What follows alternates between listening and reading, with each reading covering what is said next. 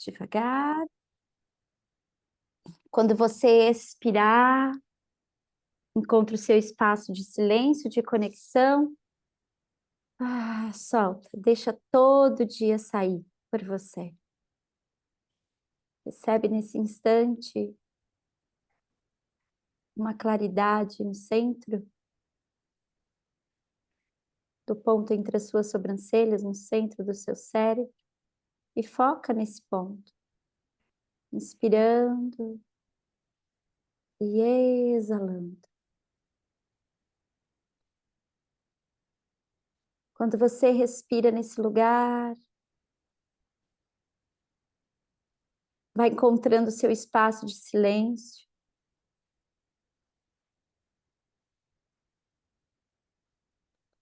Mas também de conexão, de unidade.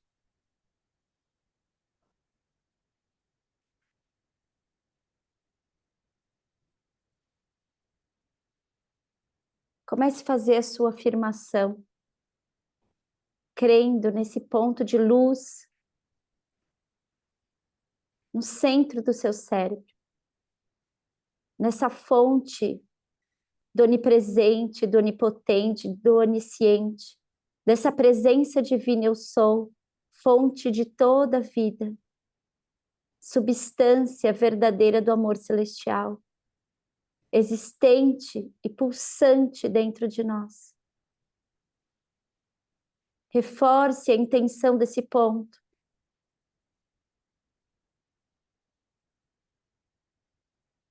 Nessa presença divina, nesse radiante foco de luz, dentro desse espaço de consciência, ativando a vontade divina. Concentre nessa chama da imortalidade, no perfeito equilíbrio do amor, da sabedoria e do poder da divina santidade em nós. Foca a atenção nesse ponto de luz dourada, focando também na consciência da paternidade e maternidade divina universal. Foca nessa luz dourada, levando atenção nessa fraternidade universal, na comunhão consciente.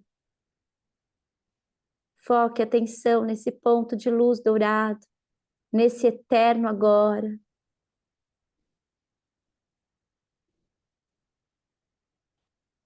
Na purificação constante, na transformação,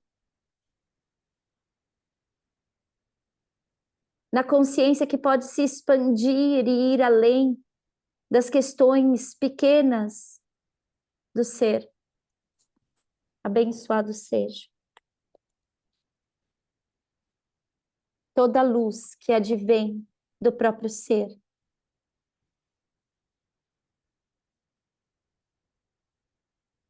Que essa luz dourada seja o reflexo da luz da ascensão, alcançando a perfeição.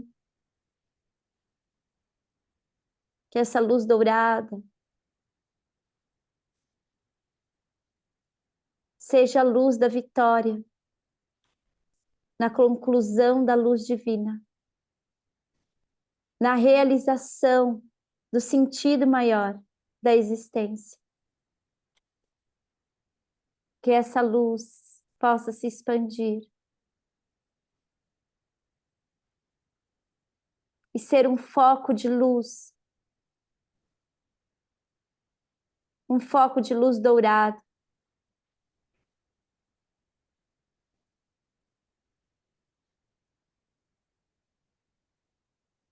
iluminando o teu caminho.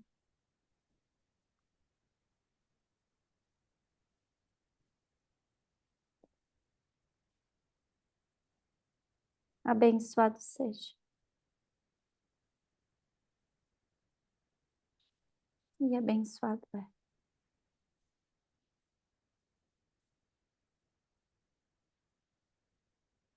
Quando você exalar, quando você soltar todo o ar, mentalize o teu sankalpa. Mentalize uma intenção para você, para que essa luz dourada possa alcançar um espaço de conexão com você. E através dessa conexão, essa luz dourada alcança a tua intenção, teu desejo, a tua vontade.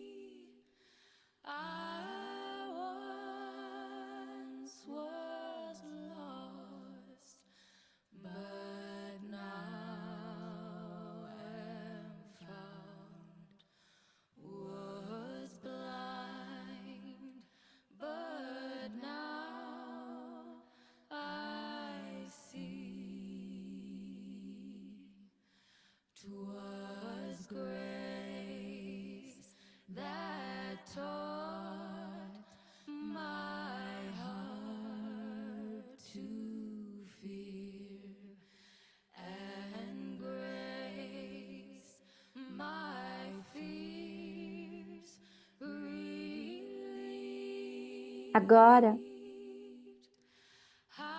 sinta nesse instante que essa luz dourada que tocou o teu desejo, esse seu desejo, essa abundância, essa vontade que você mentalizou agora se espalha por todo esse grupo, por todas as pessoas que irão ver esse vídeo depois e por todas as pessoas aqui presentes. A vontade sua é vontade de todas nós.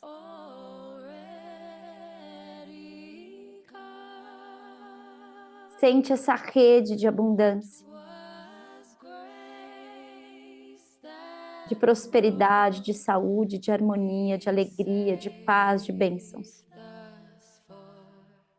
E deixa isso se estender além de nós, como uma grande onda. E quem precisa do fragmento dessa nossa prática de hoje, vai recebendo.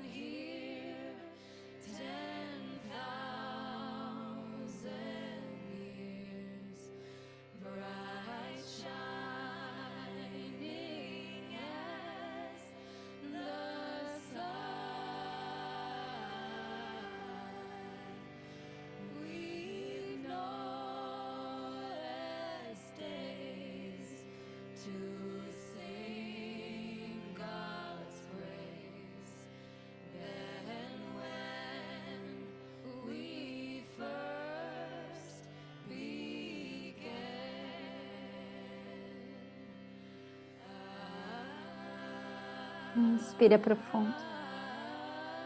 Solta o ar devagar.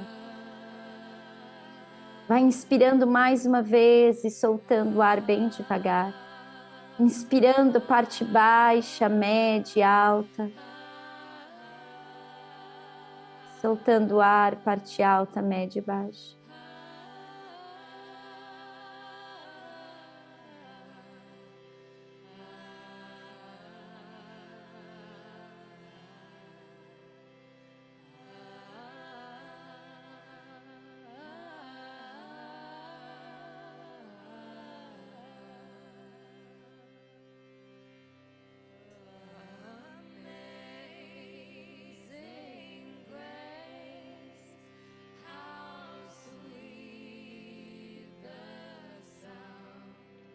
Agradeço pela oportunidade de estarmos aqui, mais uma vez reunidos.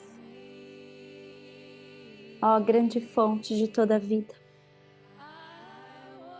Faça com que nosso caminho seja digno de sua glória. Ó, grande consciência da Mãe Universal. Abençoe a estrada da nossa vida.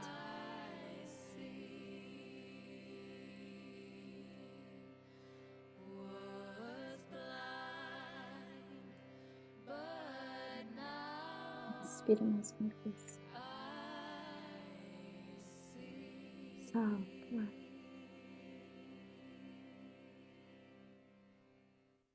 Namastê. Muito bom.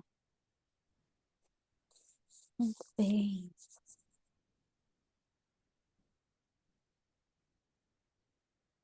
Vou abrir aleatório um livro e eu quero ver o que sai. Pode ser? Posso começar assim?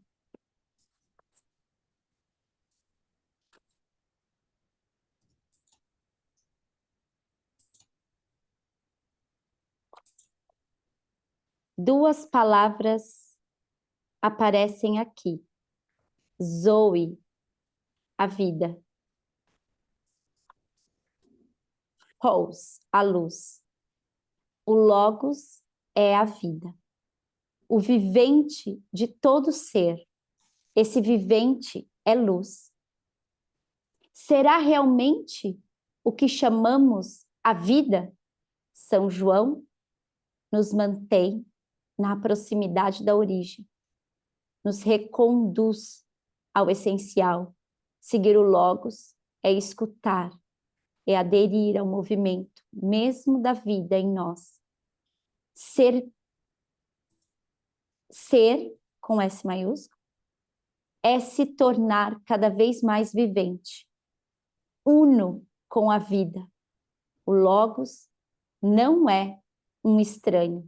Ele está muito mais próximo de nós do que nossa veia jugular. É o vivente de nossas vidas. A vida e a luz e o amor não pertencem a nenhuma raça, a nenhuma seita e nenhuma religião. Um descrente cheio de vida, de amor e de luz certamente está mais próximo do Logos e mais devoto do que um crente que desesperança da vida, que duvida da potência do amor que é nele e não busca mais a luz. Fiquemos com isso. Que bom, porque a gente vai falar da parte do livro que fala sobre o ego, né? E vou ver se eu envio para vocês amanhã um vídeo aleatoriamente que chegou para mim de um ator, esqueci o nome dele agora, que fez o Máscara, o Jim Carrey, falando sobre esse livro que a gente está lendo. E ele falando o quanto esse livro mudou a estrutura da vida dele. E aí, como uma professora que sou, me fiz essa pergunta. Será que esse livro está promovendo e movendo essas pessoas? Ou só estou enchendo a psique deles, né? Só estou enchendo de conteúdo, não há nenhuma mudança efetiva. Faça uma autoanálise, né? Começa com essa pergunta, sabe? O que esse livro tem feito comigo? Semana passada eu recebi uma canalização muito forte. Não vou entrar em detalhes, mas que eu acho que não quero agora falar disso, mas uma das pontas da canalização era ou, ou a gente anda num caminho de retidão, no sentido de saber o que estamos fazendo, ou a gente vai começar a ser capturado pela energia da escassez, né? Então, não deixe pontas soltas. Não deixe que o caminho de outrem te persiga. Olha o teu. Caminha no teu destino. Caminha na tua estrada. Não caminha na estrada de ninguém. Para você não ter que se defender do karma que não é teu. Dentre outras coisas que me chegou. Mas eu quero colocar isso aqui, né? É importante que a gente olhe como a gente tem caminhado. Se a gente parar para pensar, faltam 3 meses para acabar o ano. Porque dezembro a gente não conta, né? Quando chega dezembro, as coisas já foi, né? Então, a gente tem 3 meses aí para acabar o ano. Então, o que foi que eu fiz desse ano? Que foi um ano cheio de embates, cheio de questões importantes. Como eu compartilhei o melhor de mim? Eu acho que o ponto que a gente entra aqui hoje do livro, O Despertar de uma Nova Consciência, que vai falar do ego, nessa parte que dei uma avançada, é muito esse lugar da gente sair minha vida, minha responsabilidade, meu trabalho, minha casa, meu esforço, esse lugar do meu, do eu, ele é o lugar do ego. E um dos maiores sabotadores da humanidade hoje é o egocentrismo. Tá todo mundo pensando no seu próprio umbigo, preocupado somente com a sobrevivência. Parece que existe um bicho que é eu tenho medo do que vai ser, e aí eu fico correndo muito, seja com medo da escassez, seja para sobreviver mesmo. E esse lugar, meus amores, é um lugar que não faz a gente olhar para o outro, não faz se responsabilizar também pela vida do outro, né? Como eu posso cuidar de mim sem olhar o meu entorno? Então, na página. Ih, esqueci meu óculos. Mas vou tentar seguir, que agora não vou levantar, não.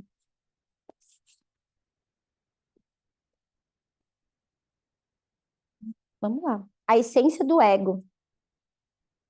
Na página 57, acho que é isso. A maioria das pessoas está tão identificada com a voz dentro da própria cabeça, o fluxo incessante de pensamentos involuntários e compulsivos e as emoções que os acompanham, que podemos dizer que esses indivíduos estão possuídos pela mente. Eu acho que esse é um ponto em que a gente pensa coisas descontroladamente e traz problemas muitas vezes de questões que pairaram porque você captou. E tão identificado com questões, sabe, de compulsivas, preciso fazer, preciso resolver, preciso acontecer, preciso fazer, preciso resolver, preciso o tempo todo achando que precisa fazer, acontecer, resolver. E essa compulsividade acompanhada de muitas vezes, de um sobrepeso, de um peso sobre todas as coisas, faz com que a gente passe muitas vezes por uma literatura dessa, pelo sol azul, pelo céu estrelado, sem perceber a própria vida, né? Vou para baixo, tá? Na maioria dos casos, quando dizemos eu, é o ego que está falando e não nós. Como temos observado, o ego compõe-se de pensamentos e emoções, de uma série de lembranças que conhecemos como eu e minha história, de papéis habituais que desempenhamos sem saber e da identificação coletiva com a nacionalidade, religião, raça, classe social e orientação política. Ele contém ainda identificações pessoais, não só com bens, mas com opiniões, aparências, exteriores, ressentimentos antigos e conceitos sobre nós mesmos como melhores do que os outros ou inferiores a eles, como pessoas bem-sucedidas ou fracassadas. Eu tenho um tempo tentado desconstruir. Não é fácil? Não. É possível? Óbvio. Então, se você acredita ser, sei lá, a dentista, você não é dentista, você está dentista. E aí a classe da odontologia começa a fazer curso em tal lugar, se vestir daquele jeito. É muito nítido, por exemplo, quando a pessoa começa a fazer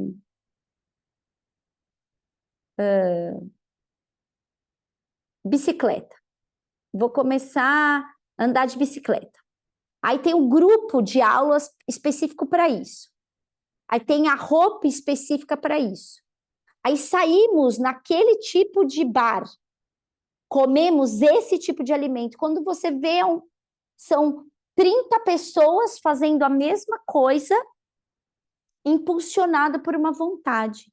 E ninguém se perguntando por quê, né? E por quê? Então, quando a gente faz perguntas fundamentais, a gente muda a estrutura do nosso cérebro. A gente desapega um pouco mais do ego, tá bem? Vou para a página seguinte, lá embaixo. Queixar sobre queixas e ressentimentos. Queixar-se é uma estratégia predileta do ego para se fortalecer. Cada reclamação é uma pequena história que a mente cria e na qual acreditamos inteiramente. Então, ele vai dizer lá para frente que a queixa vem com ressentimento, tá? E eu vou trazer uma coisa anterior a esses dois dele, que é quando eu estou muito identificado a um padrão de pensamento, eu estou tão identificada a esse padrão de pensamento que eu não consigo sair dessa estrutura. E aí, eu vou entrar nas queixas, eu vou começar a reclamar. Vamos pensar em coisas... Existem muitos exemplos para isso, né? Ah, eu penso sobre a cultura do abandono. Sei lá. Vamos pensar nos animais, vai. Cultura do abandono em relação aos animais. Eu tenho minha cabeça firmada sobre isso, eu tenho conceitos, eu elaborei. Eu não estou falando que você está errada, tá bom? Pensa aí o que você pensa sobre isso. Eu não estou falando que você está errada. Eu só estou falando que minha mente está tão fechada nos meus conceitos que eu não crio possibilidade de ouvir uma nova forma de pensar.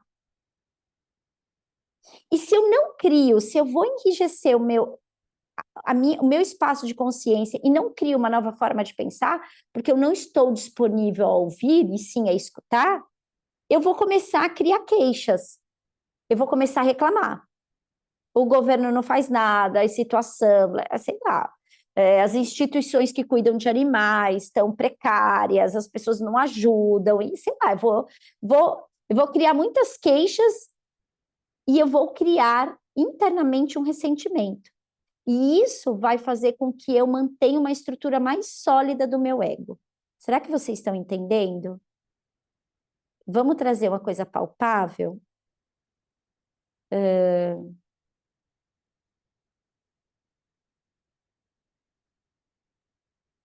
A pessoa que ela começa a determinar que a amizade para ela tem que cumprir com todos esses requisitos. Se você não cumpriu com os 10 requisitos que ela entende o que é amizade, você já não serve para mim. Entende? Você cumpriu os 10. Mas, puxa, a fulana é uma pessoa boa, ou o ciclano é uma pessoa boa.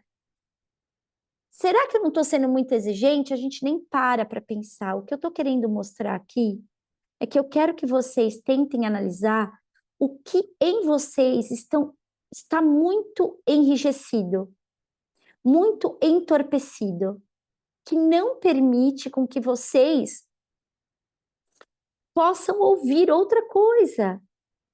Ou, como eu digo que o ego deveria ser uma boa argila. Uma boa argila que eu posso manusear o tempo todo. Mas se o fogo do eu estiver muito ligado, porque o ego não é ruim, mas se o fogo do eu estiver ligado, eu estou certa, eu sei desse assunto. Se o fogo do eu estiver ligado, essa argila vai enrijecer. E não há nada que faça você moldar ela de novo. Bom, a Cláudia sabe disso. Não há nada que faça você moldar ela de novo. E dependendo, ela até quebra. perfeito, grata. É isso. E de repente ela vai quebrar. É isso. Então, o que eu tô querendo mostrar para vocês é que vocês tentem analisar o que em você não dá mais. Eu sou muito rígida aqui, isso aqui eu não quero mais, porque eu não quero me defender aqui, né? Tá bom. O ressentimento, eu tô na página seguinte, tá? O ressentimento é a emoção. Eu queria que vocês lessem a página inteira, tá? Não fica só na minha, porque tem pontos aqui muito importantes. Eu só fui dando uma selecionada em alguns aqui. O ressentimento é a emoção que acompanha a queixa e a rotulagem mental dos outros. Ele acrescenta ainda mais energia ao ego. Ressentir-se significa ficar magoado, melindrado ou ofendido. Costumamos nos sentir assim em relação à cobiça das pessoas, à sua desonestidade, à sua falta de integridade, ou que estão fazendo no presente, ou que fizeram no passado, ou que disseram ao que deixar, ou que deixaram de dizer, atitude que deviam ou não ter tomado. O ego adora isso.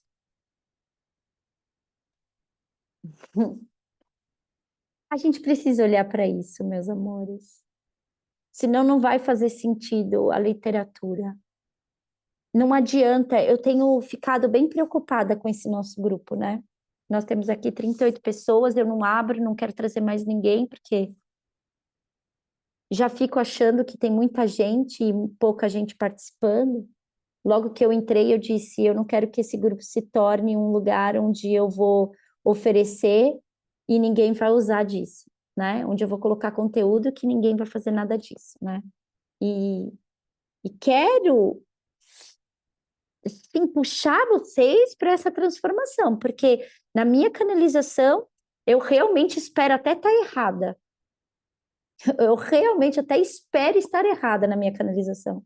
Por isso que eu não quero nem contar. Eu realmente espero estar errada, mas não será um ano fácil ano que vem. E se eu não mudar as minhas estruturas, temos 3 meses para fazer isso, para a gente entrar o ano que vem pensando assim, apesar de todo um contexto externo, eu não estou sendo afetado por isso.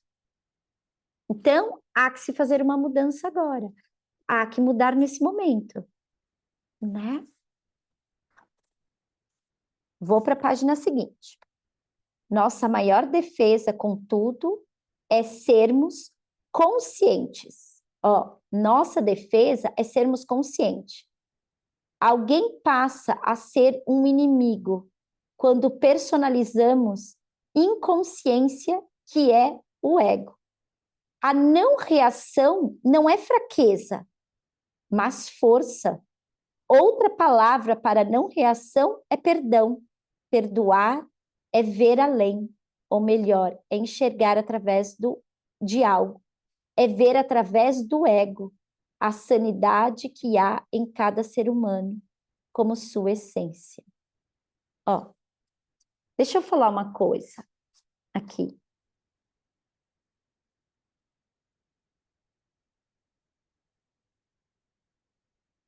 Quando a gente não entende essa frase, ó, nossa maior defesa, contudo, é sermos conscientes. E eu acho que não foi para vocês que eu disse, foi acho que para o grupo de domingo que eu estava dizendo assim, que a gente não sabe interpretar os sinais. Porque se você soubesse interpretar os sinais, você teria sujeitado o ego ao self. E a gente falou também, acho que no grupo encontros passados, que eu dei o exemplo. Ah, não, foi no domingo mesmo que eu dei o exemplo da filósofa lá, que eu estou olhando para a Rô, que a Rô estava presente, estou confundindo. Que é, a gente não sabe ler os sinais. Ai, quero fazer tal coisa. Estou achando que não é para fazer. Por que você está achando que não? Ah, porque aconteceu isso, isso. E isso pode ter outra interpretação. Pode ser essa. Putz, não tinha pensado nisso. Toda vez que você tenta ler os sinais e segue ele, normalmente os sinais são errados. Porque o sinal é, eu percebo o sinal e faço a pergunta fundamental. O que isso quer dizer para mim? Mas o que que a gente faz? Tá chovendo, não é para eu sair de casa. Ou eu tropecei, eu estava saindo de casa para fazer tal coisa e tropecei. O universo está falando para eu não sair. Vou voltar para casa. Vou dar risada agora com o que eu vou falar, desculpa. E se foi um Exu Mirim te chutando para você não encontrar o amor da sua vida lá fora e você tá achando que o sinal é para você voltar? Você percebe? Não dá, gente, não dá. Você precisa fazer a pergunta fundamental. O que isso está querendo me mostrar? E aí senta, medita, aí analisa, né? Aí analisa. Eu estava dizendo que a Lucilena Galvão sempre conta essa história, né? Que é a história do cara com muito problema, não arrumava emprego, não arrumava emprego, não arrumava emprego, e aí ele arruma e vai contar para ela. Ai, professora, eu arrumei o emprego. Ela, que bom! E, né? Muitos anos de emprego, que bom! Falei, mas eu não aceitei. Eu fiz assim, mas por quê? Porque eu fiz a pergunta para o universo se eu deveria aceitar esse emprego. E de repente entrou na minha janela, eu vi na minha janela duas borboletas, e borboleta é o símbolo de liberdade. Achei que esse trabalho ia me aprisionar demais. É isso que a gente faz.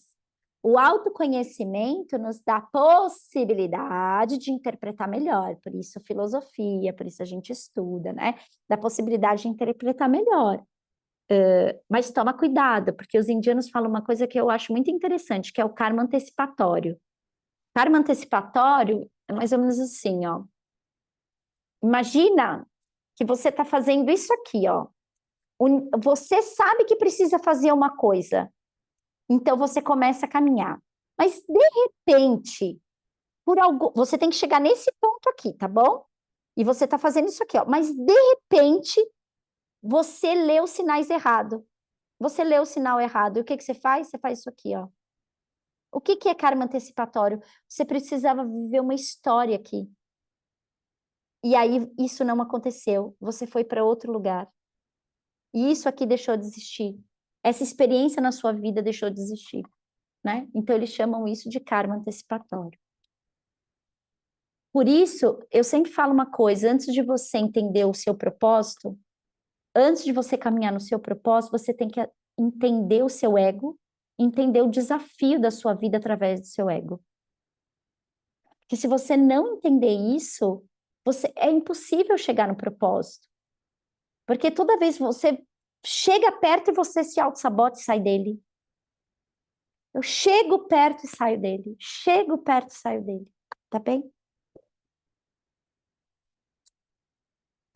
Vou aqui, ó, na página Atitude Reativa e o Rancor. Embora o ressentimento costume ser a emoção que acompanha a queixa, ele também pode vir junto com uma emoção forte, como a raiva, ou outra forma de contrariedade. Dessa maneira, tornar-se mais carregado energético. Dessa maneira, torna-se mais carregado energeticamente. A reclamação, então, agora tem uma reatividade. Eu reclamo e tem um peso maior. E cada vez, eu falei isso lá atrás, cada vez que eu dou um peso, vai ficando mais difícil sujeitar o ego ao self. E essa versão de sujeitar, ela é muito transpessoal. É sujeitar o seu ego a essa luz que você mentalizou. É você entender como o seu ego funciona. É você sair da rigidez para não ter que se defender de nada. Percebe? Para não precisar se defender de nada.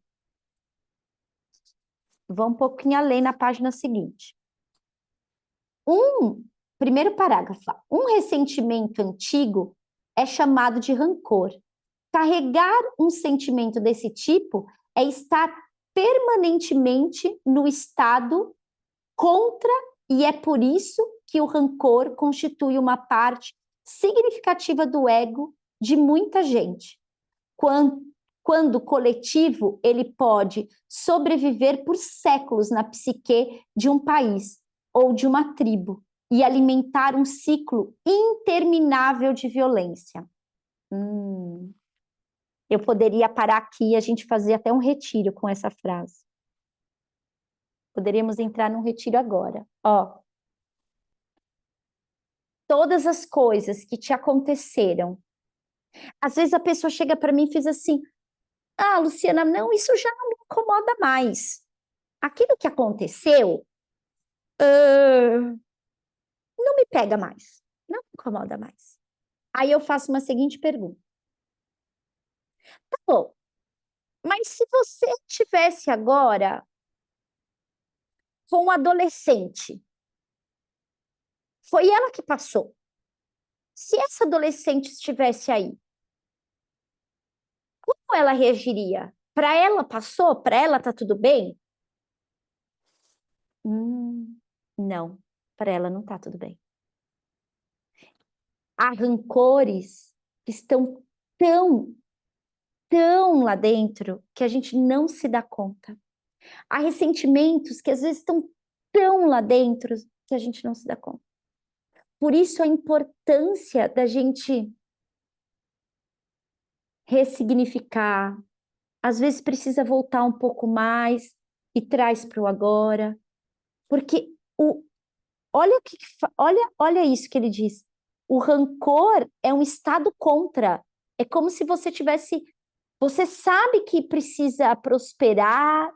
Eu penso nessa prosperidade em todas as áreas, né? Eu sei que eu preciso prosperar, mas parece que sempre algo me puxa para trás. Como perdoar? Realmente. Porque hoje você tem consciência de poder dizer assim, ó, naquela situação, e seja a sua que você quiser pensar, aquela pessoa só tinha isso para dar. Hoje você tem consciência disso. Mas aquela que sofreu não está pensando desse jeito. Aquela que sofreu, que está em você, ela não está pensando desse jeito, ela quer ser acolhida. Então, o primeiro ponto é acolhimento. O segundo ponto é perdão. Não adianta entrar com perdão sem acolhimento, porque senão você desvalida o sentimento. Faz sentido, gente? Vou deixar vocês falarem, vou ler mais um pedaço aqui. Estar certo e tornar o outro. E olha essa frase. A página seguinte. Eu tô sem óculos, mas acho que é 60 e alguma coisinha. Gente, que coisa de... Não vejo nada. 63. Arrisquei. Acho que é isso. Estar certo é tornar o outro errado.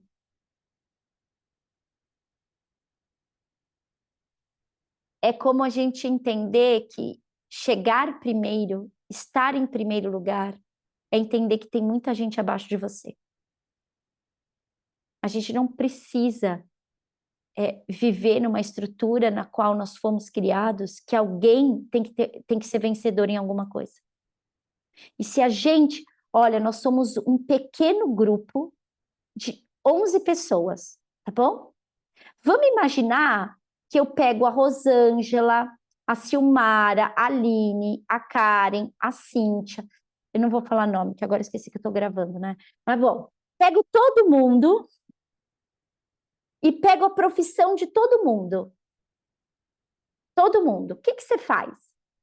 E qual é o seu propósito? O que você pode fazer para ajudar essa pequena comunidade de 11 pessoas? O que você pode oferecer aqui para essas 11 pessoas? Se nós aqui, nesse pequenino grupo de 11 discípulos, trocasse, se costurasse, se trocasse, ninguém se sentiria abandonado, ninguém acharia que estava sozinho, provavelmente a abundância ia aumentar na vida de todo mundo, Você percebe? Por que a gente não faz isso em pequenas comunidades e abre? Porque a gente está muito preocupado com o ego. A gente está muito preocupado com o eu. A gente está muito preocupado em nos tornarmos certos.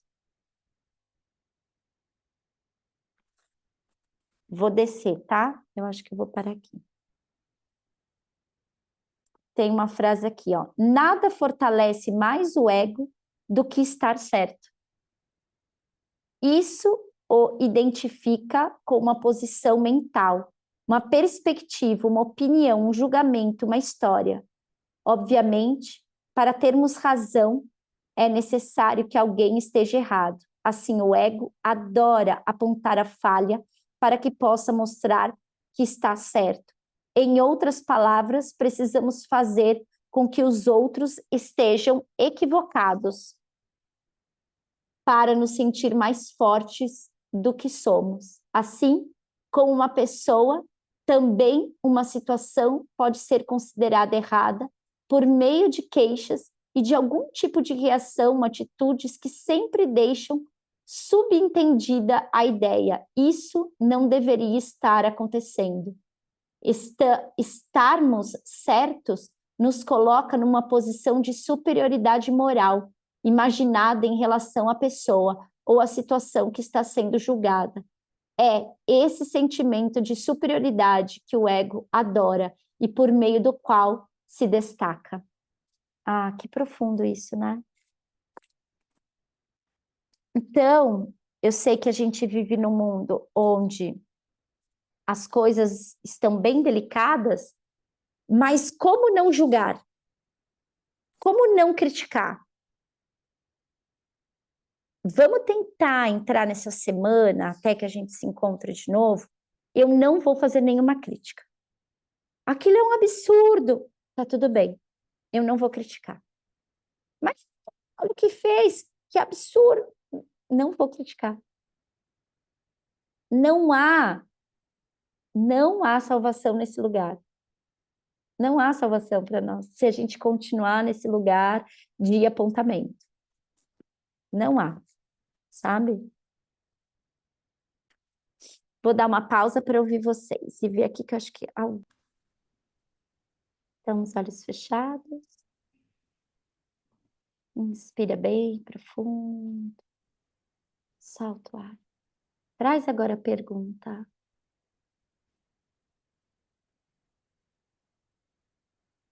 Solta.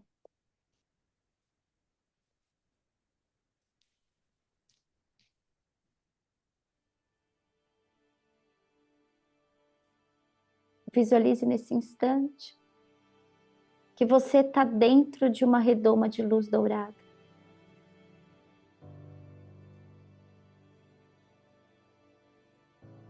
Protegendo a tua consciência. Para que nada que não for da luz, aquilo que não é razoável, nem chegue perto de você.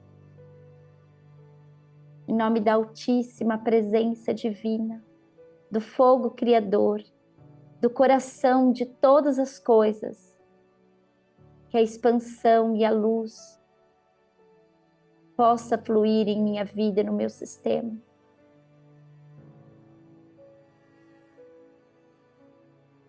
Para que eu possa ver as coisas na realidade tal qual ela é. Que eu não me negue, em momento algum, a mudança que chega até mim.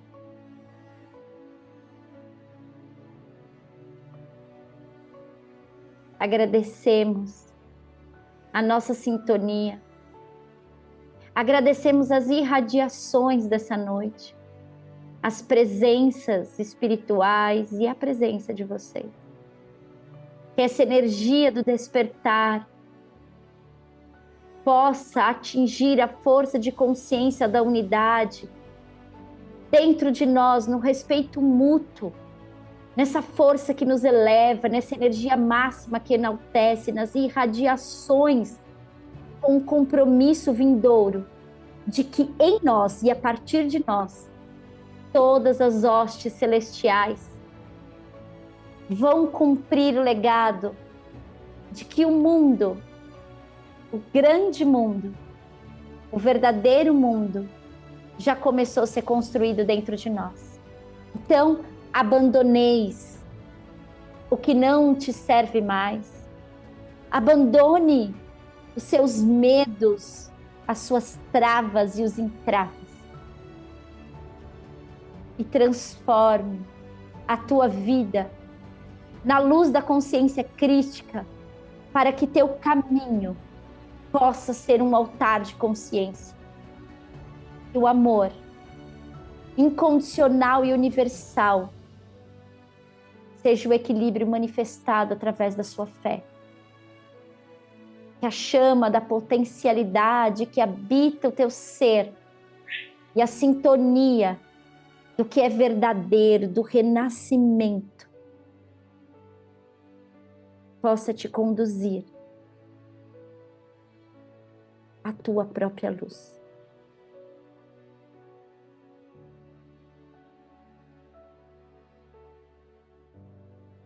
Inspira profundo. Solta. Namastê, meus amores. Muito bom.